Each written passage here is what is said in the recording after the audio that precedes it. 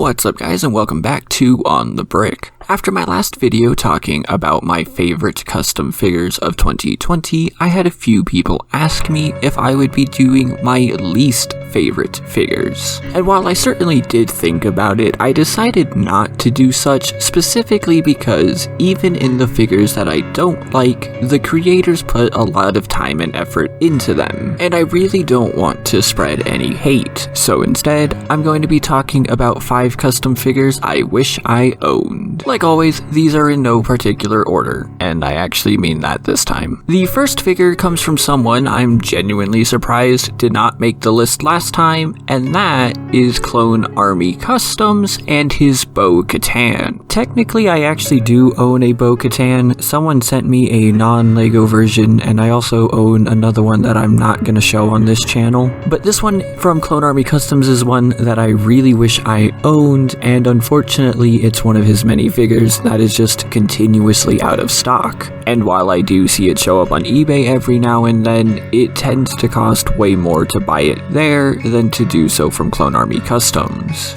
And that is definitely going to be a recurring theme throughout all of these figures, and the biggest reason why I just have not bought them. For instance, the second figure that I would love to have comes from Custom Brick Builder, who I've mentioned in my previous video, and it is his Ahsoka in Mandalorian armor. The one super minor thing that I do not like about this figure is which Ahsoka head he used, but that is literally a non-issue, because outside of that, this is single-handedly probably the best figure that I have ever seen. And yes, I am absolutely biased there because Ahsoka is my favorite character and I love Mandalorians, so putting the two together is almost as good as putting an Ahsoka and Iron Man figure together. But once again, this is not only handcrafted and hand-painted, but that mask is also magnetic. And while I technically had the option to buy this as he auctioned it off, it ended up selling for over $200, and honestly, I'm just not interested in spending that kind of money. In fact, I think I actually spent less on my Razor Crest than the buyer did on this. The third figure that I would like to own comes from someone I recently showed off on this channel, and that is A-Star Bricks. And even though I would love to own all of their figures, the one I specifically really wanted was his Mandalorian. Because look at this, it comes with everything you see here. Now, it only comes with one Mandalorian and one Baby Yoda, but it comes with the gun, the flamethrower,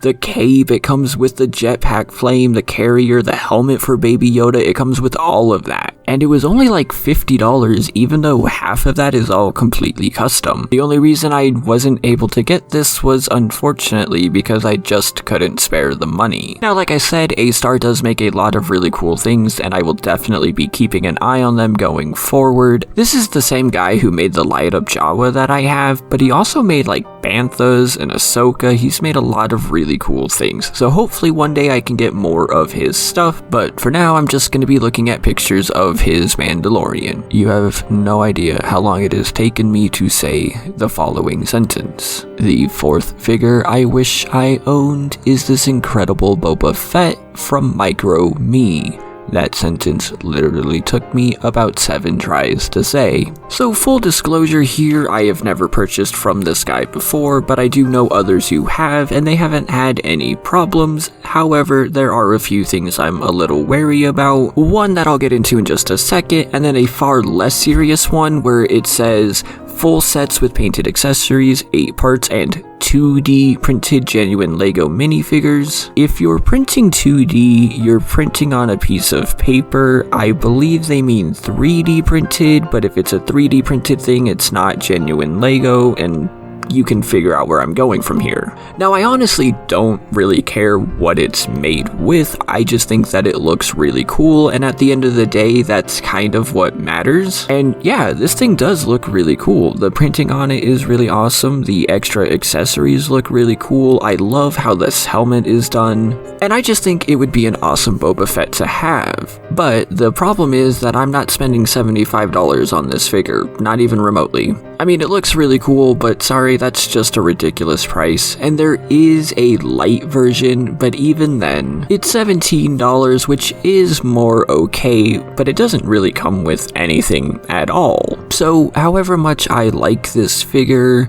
it's honestly one that I'm just going to let pass unless I somehow get a ton of money. Now I'm going to cheat a little bit on this last one because it's not a single figure that I want, but more a single type of figure. And honestly, this will not surprise a single one of you, as the last figure that I wish I owned is any custom Iron Man. Now, I already have a lot, and by that I mean I have over 100 Iron Man figures, but there are still a lot out there that I don't own. And the biggest reason for that is the same reason as everything on this list, the price. For instance, the same guy who made the Boba Fett makes this incredible Hulkbuster kit. And by that I mean it comes as you see here, completely unpainted. Now I do have a lot of experience painting miniatures, but something like this would require a lot of time and a lot of effort to make look good, and on top of that, getting the full kit is $88. Or if I go to eBay, I can find this minifigure which for some reason costs $60. Or this other one which costs $90 for some reason, and honestly I'm just never gonna spend that amount of money on a figure. Now there are exceptions to that, and there is one big exception that I hope I can show you relatively soon. But honestly, there's just no reason for these to cost this much money. I know doing the Iron Man head is a little hard, but it's just a normal hand printed figure at the end of the day. Now don't get me wrong, these absolutely look really cool and I would seriously love to have them, but I just can't justify these prices.